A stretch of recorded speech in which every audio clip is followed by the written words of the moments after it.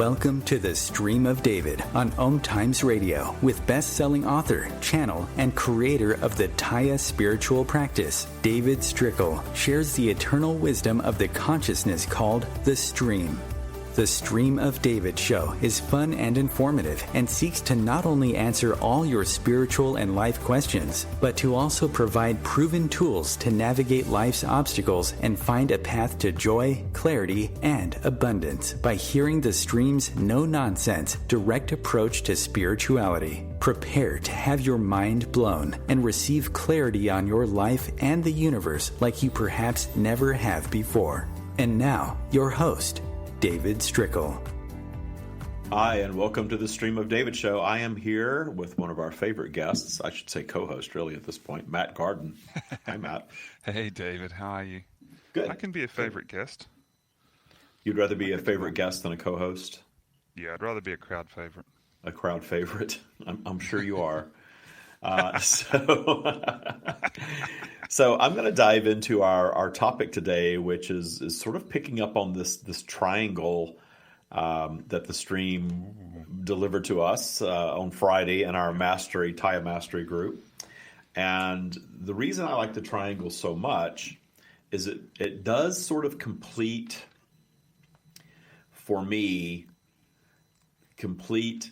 the process of creation and the process of really all spiritual practice and all connection to source.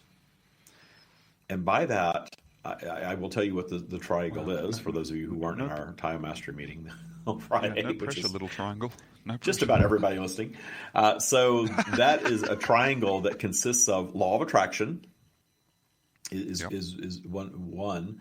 The other is polarity. So we've heard a lot from the Stream about polarity. They have been coming through very, very strong now for years about the fact that we need to pay more attention to polarity regarding our vibration than we do to law of attraction.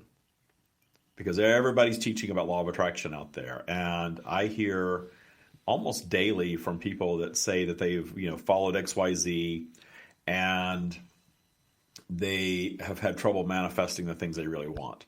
But they believe in it because they see how easy it is to manifest certain things in their lives, and they see it working for and against other people. So it's easy to prove that law of attraction is real and much more difficult for most people to master it, it seems. And that's what this is all about, is mastering law of attraction. So the third angle of the triangle, if you will, is vibrational flow. And we are talking a lot lately. When I say we, those of us in the Taya practice, the Stream, and myself, we are all talking about the very important topic of vibrational flow, because we've talked about the vibrational spiral. You spiral up, you spiral down. But we all have a vibrational flow because polarity is pulling us through this never-ending fluctuation of our vibration, and we all know it. Some days we are up and we feel great, and other days we are lower in vibration and we don't feel as good, and there may not even be a particular reason behind it. But that vibrational flow is based on the universal law of polarity, pulling our vibration up and down this spiral as we go through life, so that we're attracting a mix of unwanted things and wanted things. And inevitably, the question comes up, well, why in the world do we want to attract unwanted things? It's because the unwanted things that we attract, that we come in contact with, that we observe, are there to inspire new creation. And new creation is the reason that we manifest as physical beings. And I know I make that sound very simple. That's the David explanation. I think the Stream would take a little longer to explain that and go into greater detail. But it makes so much sense if you think about it. That law of attraction is like gravity. We're attracting everything into our lives, and it's always a mix of positive and negative. And some of us are receiving more positive than negative, and others are receiving more negative than positive. Most of us want more of the things that we want and less of the things that we do not. And we get really frustrated because there are these handful of things that we think we have to be happy, or at least that we need to be happy. Money, positive relationships in our lives, good health, bodily conditions beyond health even that please us, having a body that we like, in other words.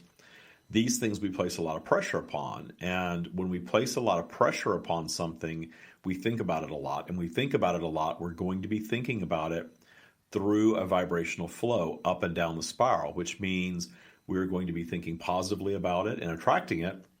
And then we're going to be thinking negatively about it through lower vibrational flow and actually pushing it away and attracting things of opposite nature if we focus upon them. So learning vibrational flow, in my opinion, is more valuable than understanding law of attraction or really focusing on law of attraction or even polarity. Matt, what do you think with all of that? Very long explanation. Yeah, what was the middle bit? No, I think it's kind of it's not really the anchor, but it's the missing piece that kind of ties the other two together. So I agree with you. Law of attraction, very easy. What you think you get. Polarity is what kind of holds that balance in place, right? Where you have positive emotion and negative emotion, or positive energy and negative energy, and then the flow is this idea of our progress or our existence within those other two laws. And I think that's where it gets really interesting. It's like and everyone kind of comes at it from the law of, is that better? Everyone kind of comes at it from the law of attraction, because they're more interested in that than the other two. No one really pays much attention to polarity, because that's kind of one that can be a bit frustrating. But flow is this idea that the more you understand and get into the law of flow, the less static you have in your life, because as the stream teaches, there's nothing wrong. We're the ones who think that negative energy is bad and positive energy is good. We add that kind of emotional morality to up and down, to the universe. The universe doesn't care if everything is negative. It's just part of the balancing mechanism. Exactly. It's the understanding the flow, I think, is going to be a big game changer in our teachings, and anyone that's following these teachings and following the Taya practice, because you begin to understand that it's natural for us to have this vibrational flow, and that unwanted things are a natural occurrence in our world and in our lives. And here we've spent, all of humanity thinking that, these things are bad, they're evil, they're awful. We have to focus on the things that we don't want. And focusing on the things that we don't want is exactly what is attracting them and giving them power and continuing them in our lives. And I see evidence of that everywhere. Look at politics. The person that we push against the most has the most power, right? Yeah. And I'm not just talking about American politics. I'm talking anywhere. It's very, very true that when we focus on the things that we don't want, we get more of them. And when we start judging and labeling unwanted things as bad or evil or awful or whatever, that's what we're focusing on. And instead, if we begin embracing our obstacles and understanding that we are manifesting them through a lower vibrational flow, which is natural, which means we are not going to beat ourselves up about it, because it's going to happen no matter what.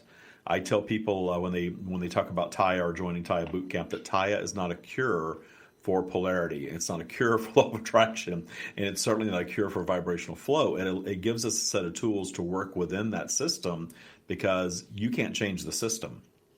But if you begin embracing the negative things in your life and doing the quote-unquote work to keep your vibration high, you're going to have a lot less negative things to even deal with, because you're not fearing them, you're not demonizing them, you're up in high vibration more of the time, and then when your vibrational flow flows down, and what I've come to understand, that our vibrational flow goes down and we are in a less energized state of being. We're a little lethargic. We're just not as up and as motivated as before. But much of what takes us down in that lower vibrational flow is not the flow itself, it's our triggers. So judging things as negative, as awful, hearkening back to difficult times in our lives, fearing manifesting something of like nature in the future, all of these things that we do that drag our vibration down further and further and further, we have control over that. We don't have control over the lower vibrational flow. And the interesting thing that the stream has said, that if we get triggered, we are already in low vibration to begin with. We just don't realize it because we're so used to it, and we're so used to allowing it, and we're not paying attention to our where our vibration is. And if we are able to get triggered by anything, we're already in low vibration to begin with, and then we allow something to trigger us down. So we can control all of that. So just imagine getting into a state of being where you're really riding the high waves and enjoying that and doing the work through meditation, through appreciation, all of these things that we do to keep our vibration higher, our default vibration higher. And then when it drops a little bit, simply appreciating and allowing the lower vibrational flow to be. And then anything that triggers you is an opportunity to detune a transgressor in your life. Why did that trigger me? And that's the way I live life now. If I get triggered at all, the first thing I'm going to do is stop and realize, wow, I just got triggered. I'm down the spiral. I'm DTS, as we like to call it. What took me there? And what do I need to detune in my life that took me there? Is it something that's just an ongoing situation that's rooted somewhere in my past? Is it some judgment that I'm holding about something that's going on in the world right now? What is it? Let's explore that. Let's detune it through a process of appreciation, and let's move back up the spiral into higher vibrational territory. Exactly. And I think that part of that awareness and part of that realization that you're being triggered is honoring the law of flow, which is you're down there and that's what's happening, and just ride it out. Enjoy the ride. Exactly. Once you understand that it's natural and it's a flow, because I think one of the problems that we run into when you start learning about law of attraction and you start following the different law of attraction thought leaders, and there's nothing wrong with any of them. They're not saying, I'm not encountering anything in law of attraction teachings that is not correct. What I am encountering is a very surface level, very often, exploration of the law of attraction. I will tell you, Matt, I don't know if I shared this with you or not, but there's a law of attraction movie that's out. Oh, yeah. And it's new. There was original law of attraction based on the book The Secret, and now there's a new movie based on The Secret book yet again, and I watched it over the weekend, and it it was kind of what I would imagine. I don't know. In Australia, do you have the Hallmark Channel, or Hallmark movies? Probably not. No, we've got Hallmark cards though, so I know what you mean by that. Well, we have an entire television network in the United States. I've never seen it. I assume. Well, I don't have cable anymore, so I don't have it anymore. But back when I had cable, I assume I had it. But I don't watch Lifetime movies. I don't watch Hallmark movies. But I have an idea of what they're like. And I was describing this to somebody this morning, and she said, "Oh, that's exactly what a Hallmark movie is. Very kind of saccharine. It's uplifting, very positive, and there's nothing wrong with that, of course. Yeah. But this movie made me think of what a Hallmark movie must be, where Katie Holmes plays this woman who is a widow with I think 3 kids. And Katie Holmes is in the Tom Cruise Katie Holmes? Yes. Wow. Tom Cruise's ex-wife, Katie Holmes. Looking great. Nice job acting. I'm not trying to go down that negative path, but just the movie itself, it was just one of those. If the kid said, I want pizza, and pizza shows up at the door. And it was kind of that message in the movie, and it was meant to be a good, uplifting, positive movie, and I respect that. The thing that troubles me, though, with all of the work that I've done and all of the things that we've developed, is it was very much about material things only, first of all. And secondly, it was just, think about what you want, and it just shows up, and life is just perfect. Yeah. And the funniest thing, I'm going to spoil the movie for everyone, in the end, the little girl gets her pony. So mom marries the rich guy, and then the little girl gets a pony, and everybody lives happily ever after. And I like the idea that it's getting And that's what the stream says. The stream is not critical of the secret at all, or any other teachings. They are saying that those teachings are out there for the people that are ready for that message in that way. And it's perfection. Yeah. And I get that. So for us, we've gone so deep into this Taya practice that is a lot deeper than what the secret teaches. It's very easy for our egos to kick in and say, well, there's a whole lot more to it than that. What I will say is that the reason The Secret is one of the best-selling books of all time is because we all innately understand the law of attraction. We see it working in our lives, but it's very easy to get frustrated when you're seeing a movie telling you, or a book, that tells you if you just think of something, it's just going to show up on your front door. And I believe that can happen, but for most human beings, it does not, because we are existing in polarity and we all have a vibrational flow. Yeah. Yeah. So, and that learning to appreciate that flow is the final step of mastering this experience, really. Yeah. Yeah, and I think that's I feel like, and now we're talking triangle, I can't say we've come full circle, but I really do feel like we've really closed the gap. Shape. Yeah, because the Taya practice has always been about polarity more than about law of attraction and understanding polarity. But now that we're uncovering, these, and we're not really uncovering, what we're doing is we're all co-creating this together. All of us that are practicing Taya, people that are in boot camp, people that have yet to be in boot camp, people that are in mastery, all of this community that follows the stream's teachings, we're all building this and creating this together. And this is where we are now in these teachings. And it's like the Holy Grail to me, that we understand law of attraction, we understand polarity, then you put those two together and we get vibrational flow. And wow, our lives are vibrational flow. And there are ups and downs. And once we learn that, then we can start working within that. Exactly. Yeah. Exactly. So I don't think I'm going to bring the stream in today. They probably don't want any part of this criticizing movies or the secret book that I'm doing my very 3D rendition here of my egocentric criticisms of other law of attraction teachers. But we're going to take a break. When we get back, we're going to continue this conversation about this magical triangle that we've come up with. We haven't even named it yet, but we'll be right back. Perfect.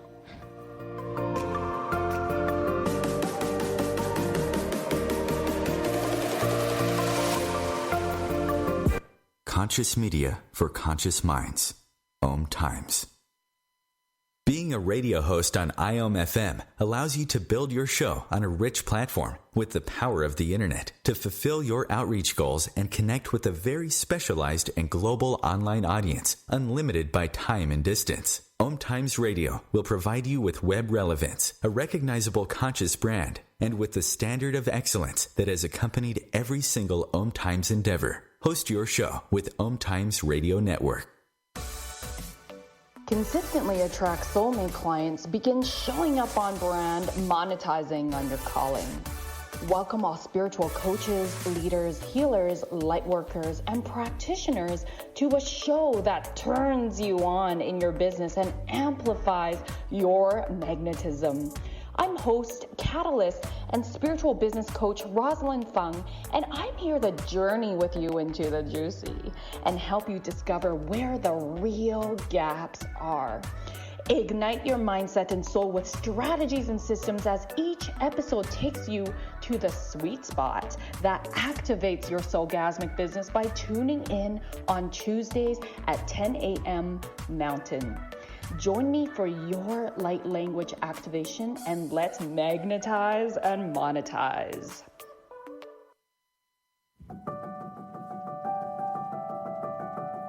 The Taya practice is changing lives all over the world. Listen to what just a few of our Taya Bootcamp graduates have to say. Taya practice has taken my professional life, me, to a new level of abundance and happiness and joy on a daily level of existence that I didn't even know was possible. This work is profound. If you do the Taya Bootcamp and maintain a daily practice, you will fundamentally change your life. It changes everything about you, and it will affect all other aspects of your life, your health, your career, your money, your relationships. And I think that certainly has helped with my anxiety, with my mental health. I'm realizing that, wait a second, I do deserve the best in life. If you're ready to release fear and old limiting beliefs and learn to truly trust the universe to deliver all your desires, then it's time for you to join Taya Bootcamp. Visit thestreamofdavid.com/TYA today and book your free discovery meeting. A social distancing tip.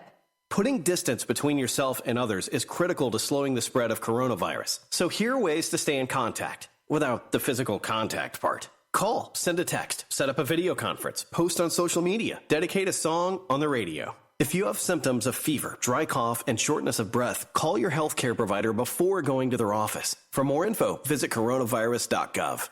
Let's all do our part, because we're all #AloneTogether. Brought to you by the Ad Council.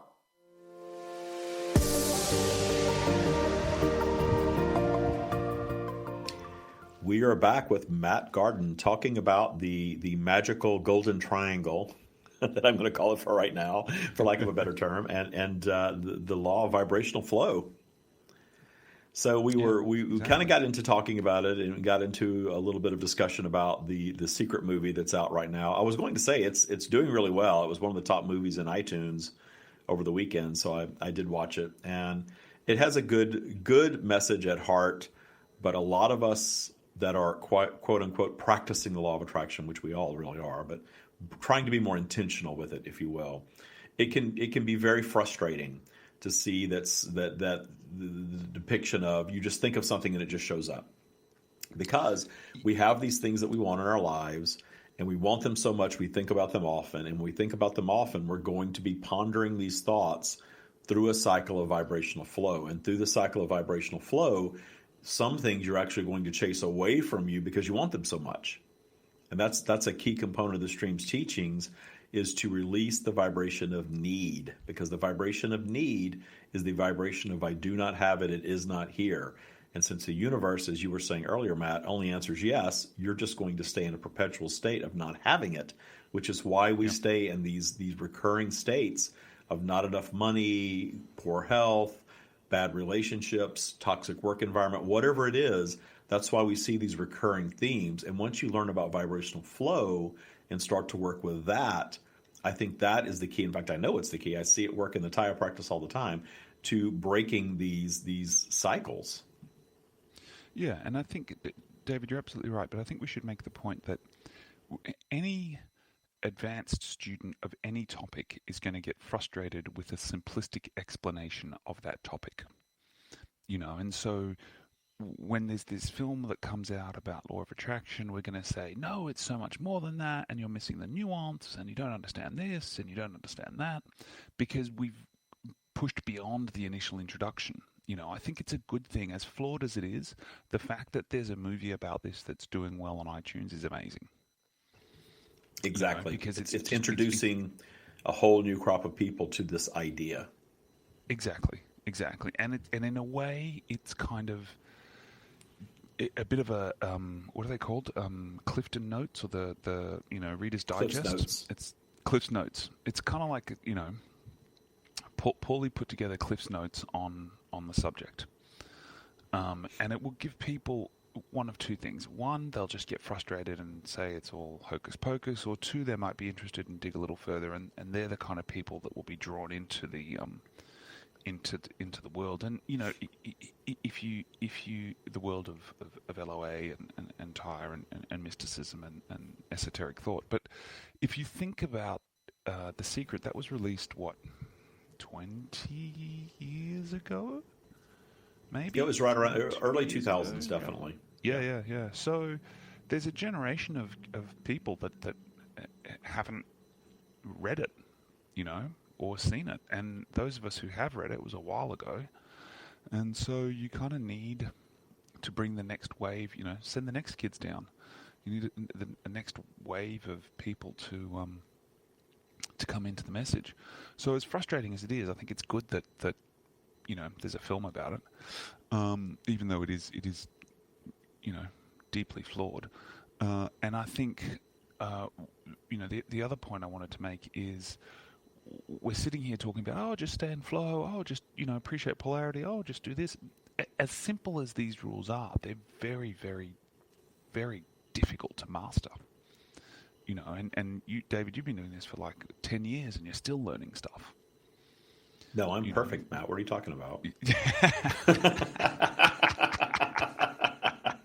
I saw. I think I shared it in the Mastery chat group that we all have. This ad for superhumans, and I'm not going to name names. There's some spiritual teachers that have put together this group of superhumans, and I just kind of laughed and thought, "Wow, superhumans, okay." Because we're not supposed to be superhumans. We're not supposed to be perfect. We're not supposed to live perfect lives. We're supposed to come and live lives of contrasts and encounter problems and overcome. And the nice thing about accepting that, I'm a much happier person in my acceptance of the imperfection. As the stream says, the perfection of imperfection. I think I'm a much happier person than I was at a time when I was trying to be perfect. Oh, absolutely. And I think that I'm probably closer to what you might call perfection now, just as a being, than I was when I was trying so hard to be perfect, because I've let go of that expectation now. Exactly. And so you have much less negative emotion and negative focus in your life. You know, things, and I'm sure you do this too, David. There are situations I find myself in again where I'm like, wow, I'm reacting totally differently now to the way I normally react in this sort of situation. And the first couple of times it happens, it's a little bit disconcerting. You have, you kind of have a little bit of jet lag in your own life. You're kind of sitting there watching yourself in the third person react completely differently to a situation that used to really trigger you. Yeah, it's a magical thing when you get there, but you're right, and it takes some getting used to. And all of this that we talk about takes work. It's for most people, it takes some effort to unlearn the negative beliefs, the limiting beliefs, the triggers, all of that transgressor stuff. That's the work, is unlearning all of that we've picked up throughout our lifetimes.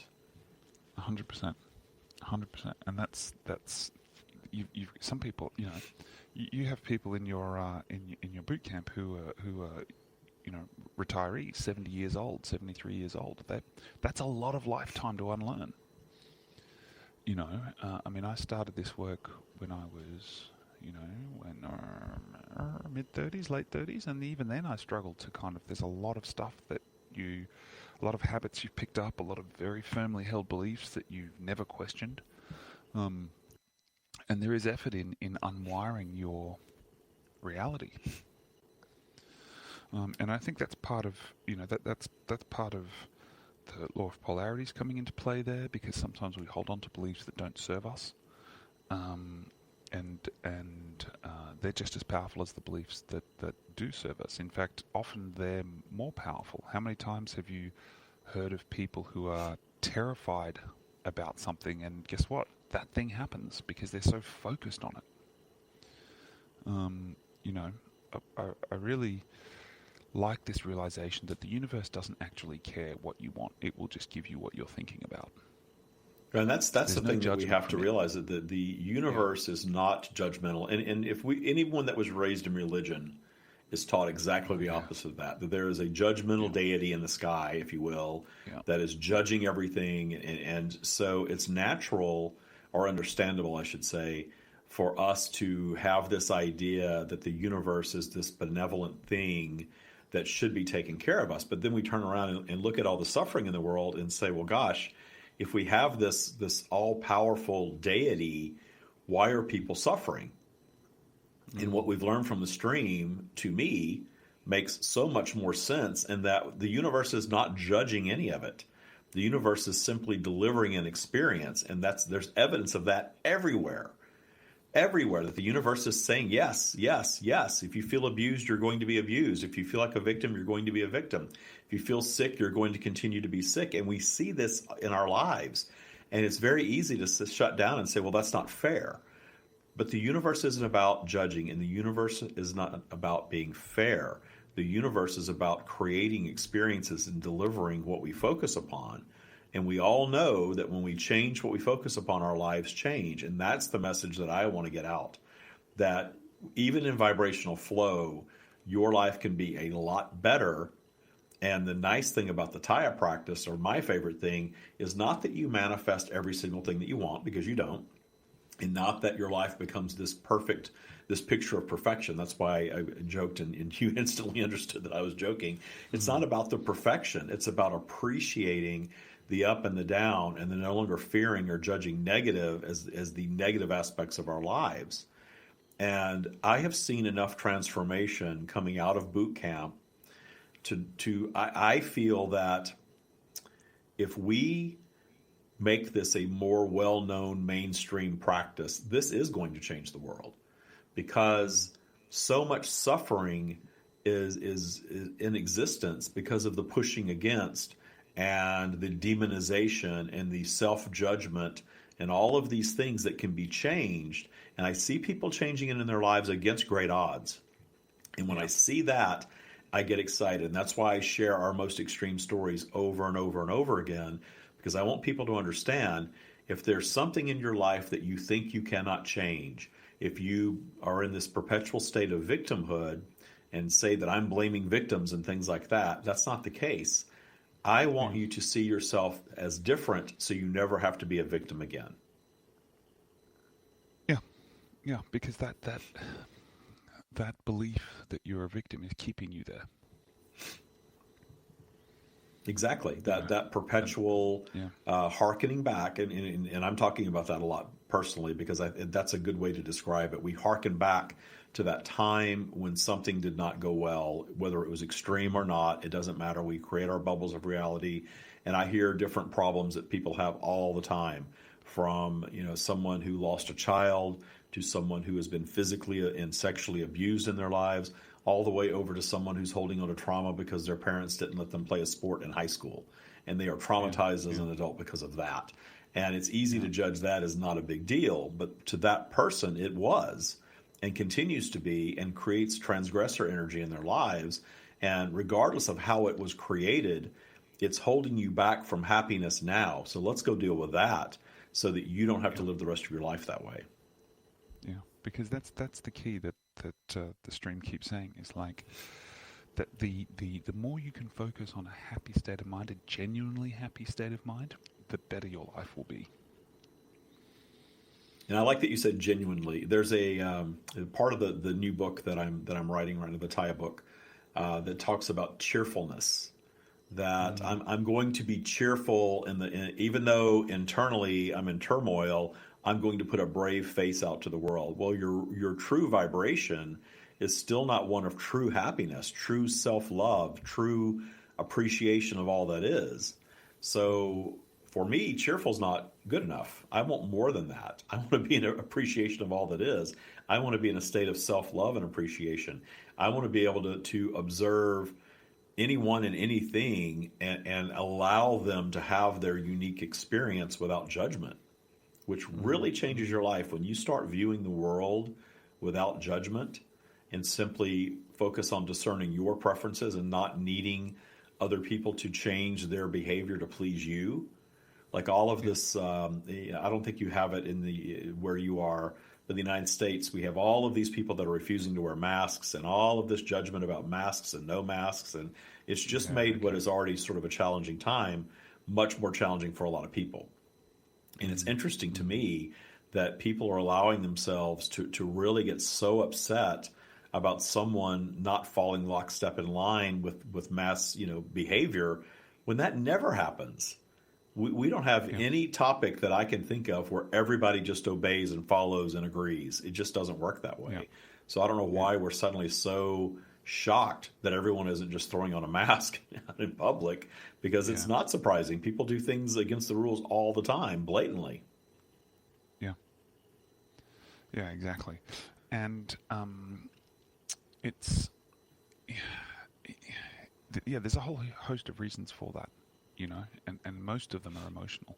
And I think if you stop and think about it, most of the times you've reacted, I don't want to say badly, but most of the times you've reacted spontaneously in your life have been emotional triggers that do that.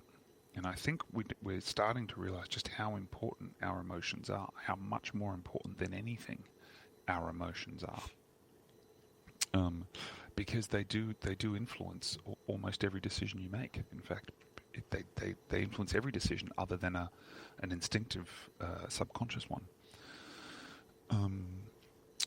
Well, in speaking of vibrational flow, I can see in a moment when someone around me is frustrated, they're just going to continue to tee up more things to be frustrated about until they break that cycle. And where we differ is that we have the tools and use the tools to stop ourselves in the moment, raise our vibe, and change the trajectory of the moment so that we're no longer manifesting additional things to become frustrated about. And that is life-changing in and of itself. Yep, exactly. And quite liberating too when you and again, it's about this flow, isn't it? When you get into the flow and you realize that, okay, this has happened, it's frustrating. Okay, that's happened, it's frustrating. But the more you can accept it and see what the learning is in all of this, the quicker you can evolve and expand. And the other thing that I find fascinating about the stream's teachings is this idea of as above, so below. And it's the idea that these patterns and these laws happen at every scale of the universe, and that what's happening on Earth is exactly what's happening in the planets, in the solar systems, in the multiverses, in everywhere else. There is this constant tug of energy and attention and polarity and flow. And when we go down and create a solution and create an outcome and expand in that creation, that contributes to universal expansion. We are very, very much connected to the expansion of the universe. Our experiences directly contribute to the universal expansion. Yeah, we can get in. In fact, when we come back from break in a moment, we can kind of do a little quick dive into these layers of reality, or layers of other realms that are all around us all the time. And like you said, it's a wormhole. Everything operates the same. We'll be right back with Matt Gardan.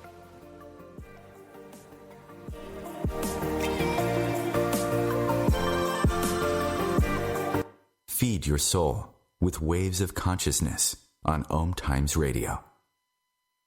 OMTimes Magazine is one of the leading online content providers of positivity, wellness, and personal empowerment. A philanthropic organization, their net proceeds are funneled to support worldwide charity initiatives via Humanity Healing International. Through their commitment to creating community and providing conscious content, they aspire to uplift humanity on a global scale. OMTimes, co-creating a more conscious lifestyle. Grab a cup of tea or a glass of wine and tune in for Inspired Conversations with publisher Linda Joy on Tuesdays at 2 p.m. Eastern. Linda creates sacred space for leading female luminaries, empowering authors, heart-centered female entrepreneurs, coaches, and healers. A soulful venue where guests openly share the fears and obstacles they've overcome, wisdom and lessons learned, and the personal journey that led them to the transformational work they do in the world. Inspired Conversations to empower you on your path to authentic, soulful living.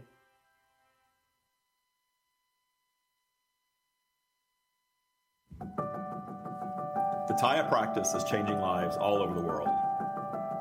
Listen to what just a few of our Taya Bootcamp graduates have to say.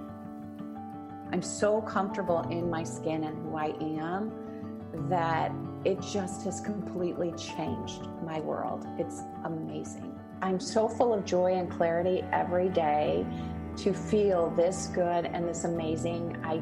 As I said, there's no words. I can't stress enough how wonderful this program is. I was living in fear. My life felt like it was a constant Groundhog Day. Every morning I woke up, I felt, oh, here we go again. This is the first time I feel like I took control of my own life. Probably the best thing ever is that I've always dreamed of this kind of life, and now I am living it. I'm creating it, and it's not a dream anymore, it's reality.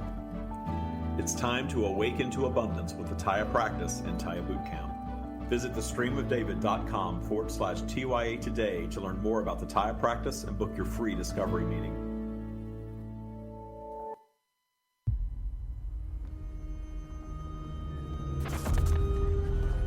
opiates has taken everything and everyone I've ever loved away from me. Everything. I blew my ankle out and I got prescribed pain pills by my doctor. If making my detox public is going to help somebody, I'm all for it. I just wish I would have had a warning. Opioid dependence can happen after just 5 days. Know the truth, spread the truth. A message from Truth, the Ad Council, and ONDCP.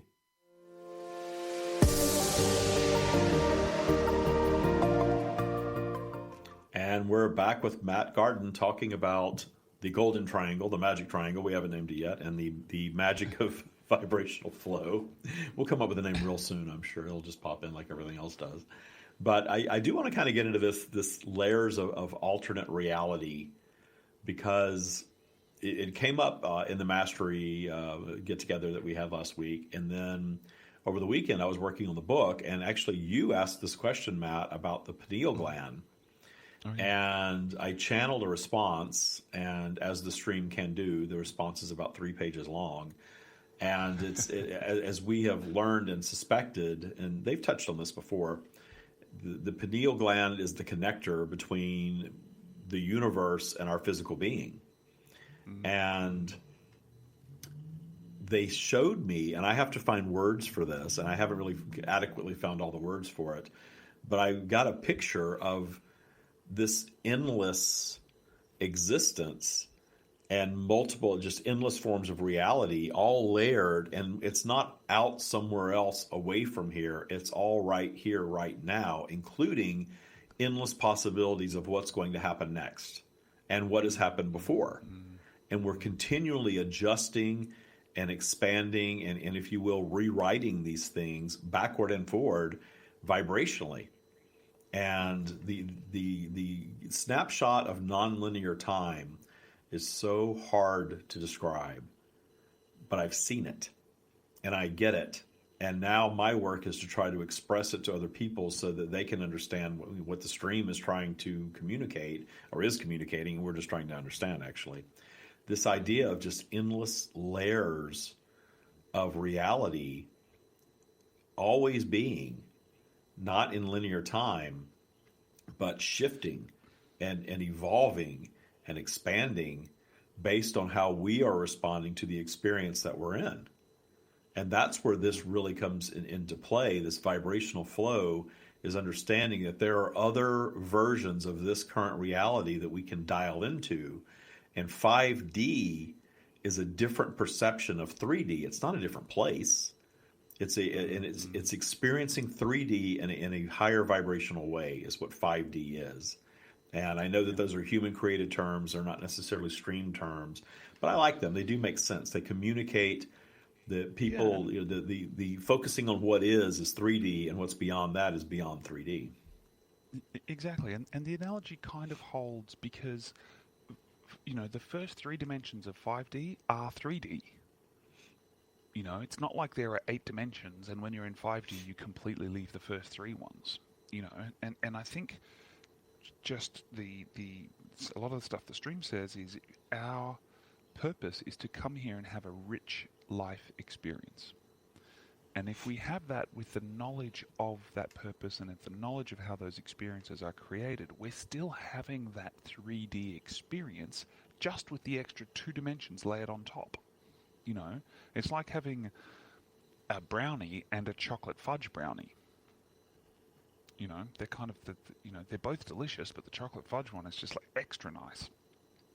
And the other... I like that, the chocolate fudge brownie. Well, the thing that got me too in getting into the pineal gland is that all of that reality, we always think in terms of space and distance and all of these units of measurement that we use as human beings because we perceive things in a physical way. But the entire universe is this little microscopic dot in our pineal gland. It's all there. So the entire universe is in our mind, but our mind is also, it's sort of a within and without scenario where it's all there and it's in there and it's also without.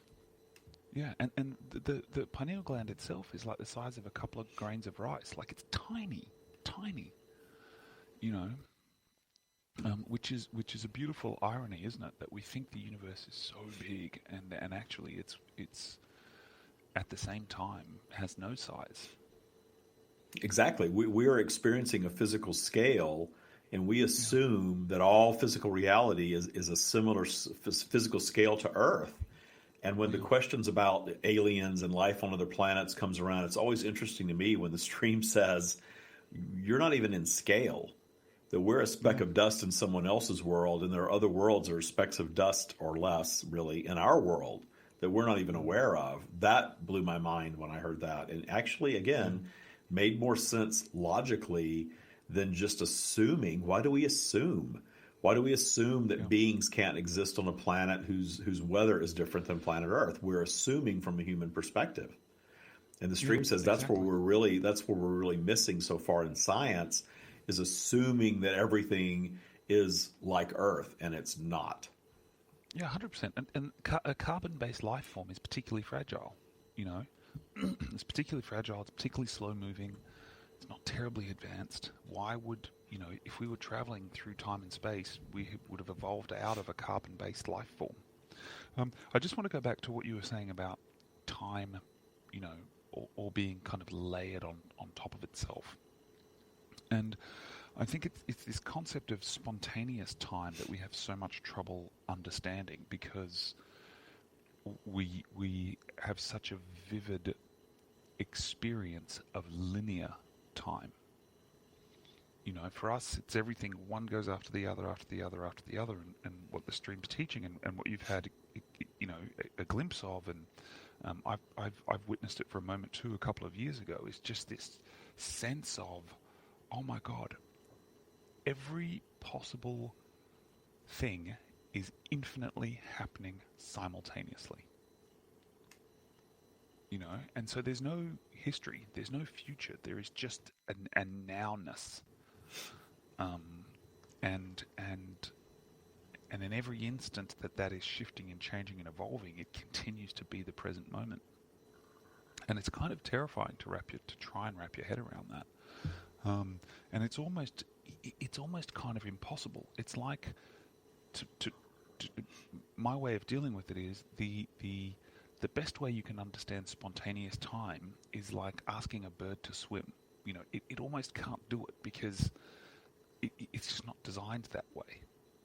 Well, we are living in 3D, and we're living with an ego human consciousness and the stream. And I heard this morning in my team meeting, the people that actually work in my business that are actually also in our Taya Mastery program. They were talking about how the stream in that meeting, they were sort of directing us back to, that's great, we can go out and explore that, but let's come back to planet Earth, to 3D, to your human experience, because all of this idea of past life exploration is so vast for us, we can't even begin to explore it in our linear time, much less comprehend it. That's why there's limited value in that for us, because everything that we're perceiving, we are perceiving from a human perspective anyway. So they're always going to bring us back here. You are here. You chose to be on planet Earth at this time, in this body, in this life, whether you like it or not. This is what you chose, and this is the experience. And if you start appreciating it rather than criticizing it and pushing against it, you will begin having a very different human experience. And that's the message that we get over and over and over again, to come back here and explore this and use these, if you will, 5D tools to enhance our 3D life experience, which is the best that we can ask for now anyway. Add some chocolate fudge to your brownie. Yeah, if we're only going to live on this planet in linear time, 90, 100 years max, then, and we're eternal beings, why are we all so concerned about what's going on outside of planet Earth? You don't go on a vacation and sit and, you go to some island, beautiful resort somewhere and sit and dream about being in Paris. You're going to go and have the experience that you're having on the island resort at that time because it's temporary and you chose to go and do that. The stream has used that analogy many times, that we chose to come here. This is our little weekend trip. We are here to focus on this. We are here to expand in this experience and not hearkening back to what we perceive as other lives. Not that we don't exist in other ways, but every single one of these past lives that we perceive, we are perceiving from our current human perspective. So there's not a whole lot of value in those anyway. And I know a lot of people find value, and I think everything has the power that we give to it. But when you spend this life really exploring what's beyond Earth and wanting to get beyond 3D, then you're missing out on a lot of the value here in this 3D lifetime. Exactly. And I think one of the things that kind of struck me in our mastery call was, because I'm terribly curious about, well, what's out there and what's next and what else is going on. And, the stream was like, look, your soul is having endless other experiences. The best thing you can do is enjoy this one that your soul is having. Don't worry about the others. They're all being had perfectly. Just focus on the experience you're having. That's the best value you can add to your soul. Exactly. And that's why we don't have that knowledge and that recollection automatically. It's something that we have to sort of reach for and explore. But I have found that all of these, our brains, in an attempt to comprehend the energetic realm, will humanize it so that we can try to comprehend what we're absorbing. And we're only going to absorb a minute fraction of what's available anyway. So in that attempt to comprehend, just like having a dream, our brain is going to create this scenario that makes sense to us so that we can decode and understand what we're experiencing. Yeah, exactly. And in doing that, we add the most value to universal expansion, really. I think the expansion occurs when you reach this place of being so quote unquote enlightened that you understand that there's no true enlightenment. That enlightened really is just having an open mind and being allowing of alternate possibilities and being allowing, to me, my version of this is being allowing of every being on the planet to have their unique experience without my judgment. If someone wants or needs my help with something, I'm there for them, but I'm not here to get involved in other people's experience and judge it as this is wrong and you shouldn't be doing that and you shouldn't be having this way and you need to come do it this way. I am here with a set of tools offering it to anyone that's interested, that feels aligned with it, but that's not the same as saying, hey, you're doing this wrong. You shouldn't be doing that thing that way, or you shouldn't be having that kind of life. It's just the life experience that you had. I just, before we got on, I just learned that a guy I went to high school with just died of a drug overdose at 52.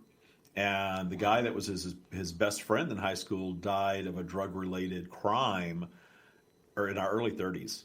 And both of these guys stayed in my little hometown, and they both had that experience. And I remember when the first one died, I was a lot younger. I was in my early 30s as well, of course, and thinking it was so sad and what a wasted life and all of this. Well, this time around, I learned of that, and I could really just be an appreciation that, hey, this is the experience that this guy had.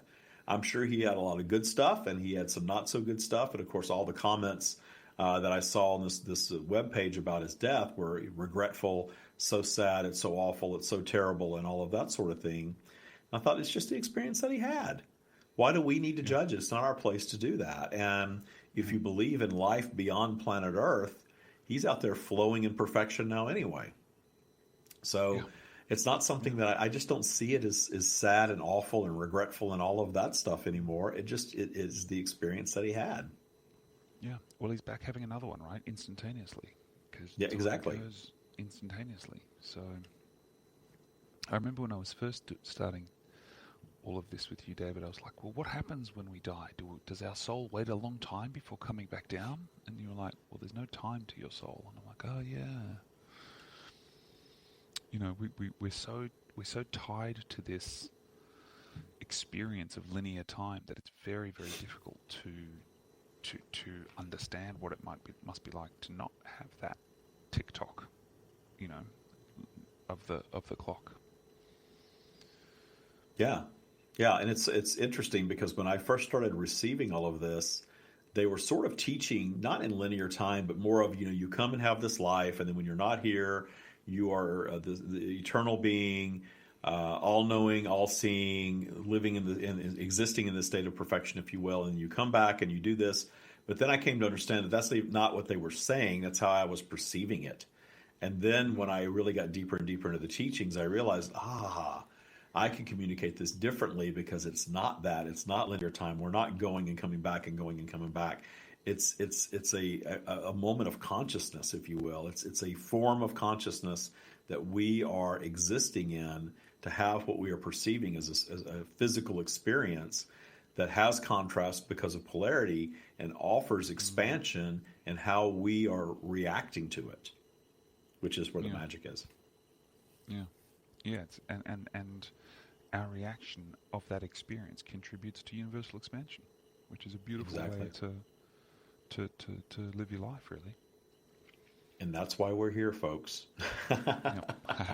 Hopefully we didn't go too deep today. Hopefully the triangle that we're continuing to flesh out. I get so excited about this stuff. I just have to come on air and share it. I don't wait until it's all figured out. You're all helping us figure it out. So why don't you send us an email at david@streamofdavid.com. Tell us what you think about this subject. And stay tuned for more. We'll be sharing more about this magical triangle in future episodes starting next week. Thank you so much for being here, Matt. I appreciate it. Pleasure, David. Thank you, everyone. Bye, guys. Bye, everyone. Namaste.